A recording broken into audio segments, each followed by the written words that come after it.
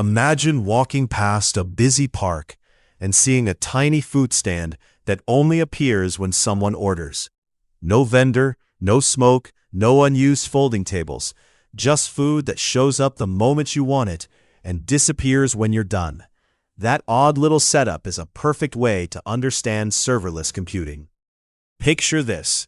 You and your friends decide to host a weekend picnic. You're thinking about food options. Renting a full restaurant kitchen feels expensive. Hiring a caterer for a small crowd feels wasteful. And cooking everything yourself means spending hours in the heat. Now imagine there's a pop-up food stand service in the park. It doesn't stay open all day. It doesn't pay rent by the hour. Instead, the stand only unfolds, lights up, and pays the little patch of ground when the first person actually orders tacos. If no one orders, nobody sets up, and no one pays. If suddenly 10 people order at once, extra helpers pop up and start making tacos in parallel. If orders trickle in over the afternoon, the stand scales down to one chef between orders. That flexible pop-up is the heart of today's story.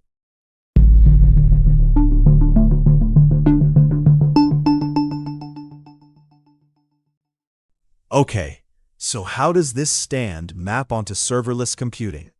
Think of the food stand as your application or task. The customers placing orders are events.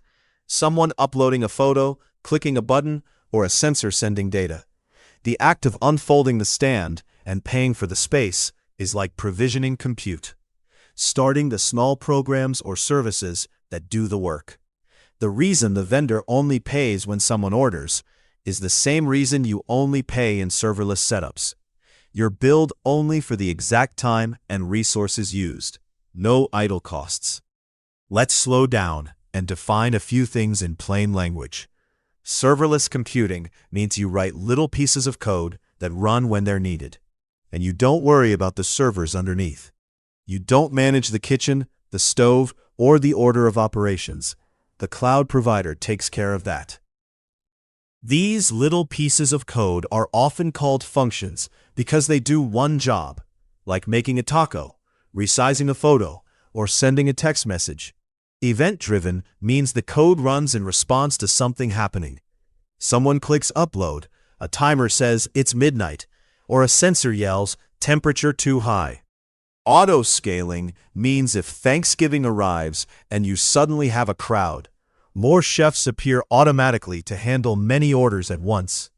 Pay-per-use, or metered billing, means you only pay for the time the chefs were actively cooking, not for empty hours when the stand is closed. In traditional hosting, imagine renting a whole food truck all weekend. You pay for the truck, whether one customer shows up or 1,000 do. That's often how classic servers work. You provision capacity ahead of time and pay for it even when it's idle. Serverless flips that logic. It's like renting the chef and the stove only for the minutes they're actually cooking. There are a couple of details that make this pop-up stand feel realistic. First, sometimes it takes a few seconds for the stand to unfold and the chef to start cooking after the first order. In cloud terms, that's called a cold start, the brief setup time when the system wakes up to handle an event. For quick snacks, a few extra seconds might be noticeable. For a full meal, it's usually fine. Second, the stand might have a pantry with ingredients and a specific menu. In serverless, those are your code libraries and the services the function uses. You still have to bring certain tools and ingredients, but you don't manage the overall tent and tables. Let's walk through two concrete everyday examples so this clicks. Example 1. A small online store. When someone uploads product photos, the store needs to create thumbnail images so pages load fast. Instead of paying for a server that's always on just to resize images, the store sets up a serverless function. A new photo upload is the order at the stand. The function wakes up, crops and resizes the image, stores the thumbnail, and then disappears. The store only pays for the seconds the function runs. If a holiday sale brings a flood of uploads, the system automatically runs many functions at once. multiple chefs working in parallel, so thumbnails get made quickly. Example 2. A smart home security camera that sends motion alerts. Each time the camera detects motion, it sends a short video clip to the cloud. A serverless function receives that clip, analyzes it for faces, and sends a text alert if it finds something suspicious. When no motion happens for days, there's no cost and no active servers. If a party triggers 10 cameras, functions spin up to process each clip at once, then quietly shut down. The homeowner pays only for the moments the clips are processed, not for long-term idle servers. Beyond saving money, serverless simplifies maintenance. With our pop-up stand, you don't worry about paying the vendor to clean the stove or making sure the generator works. The stand operator handles that. In serverless, the cloud provider patches the servers, scales capacity, and keeps the lights on. You concentrate on the recipe, the code, and the user experience. That's why many teams adopt serverless for workflows that are unpredictable, spiky, or event-based. There are trade-offs. Because the vendor controls the tent and the generators, you rely on their rules for how the stand runs. That can mean limits on how long a dish can take to prepare, or how many chefs can work on a recipe at once. In cloud terms, there are limits on execution time, memory, or concurrent instances. You also might need to rethink how your app is structured. Instead of one big program, serverless works best when you break tasks into small, independent jobs, like a menu of focused dishes rather than a whole banquet prepared by one person. Another practical detail is cold starts, which I mentioned earlier.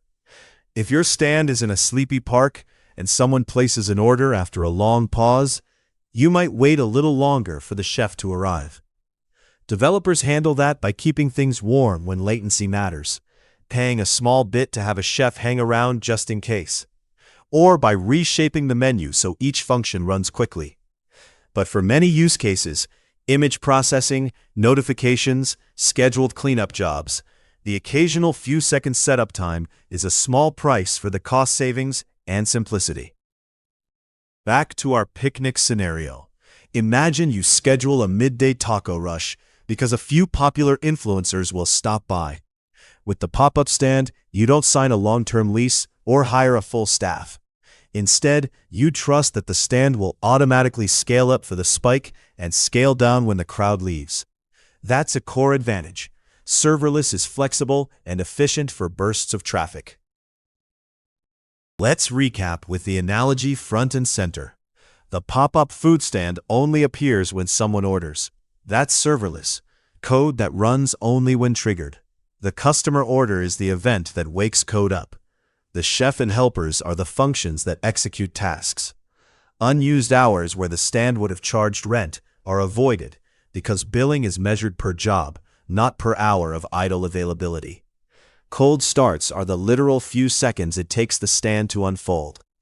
Auto-scaling is the way extra helpers appear automatically during a rush. And the menu and pantry map to the code and libraries you bring to each job. If you walk away from this with one clear image, let it be the pop-up stand. Serverless computing lets you run things in the cloud like a food stand that only sets up when customers arrive. Efficient, demand-driven, and pleasantly low maintenance. It's great for unpredictable workloads, event-driven tasks, and when you want to focus on what you're serving rather than running the kitchen.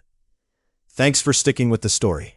Next time you see a street vendor suddenly set up for a few orders and then vanish, you'll know you've just witnessed serverless in miniature. If you want more stories that make cloud and AI feel like everyday life, I've got plenty lined up. If you liked this dish of serverless insight, hit like, subscribe, and ring the bell for more simple cloud stories every week.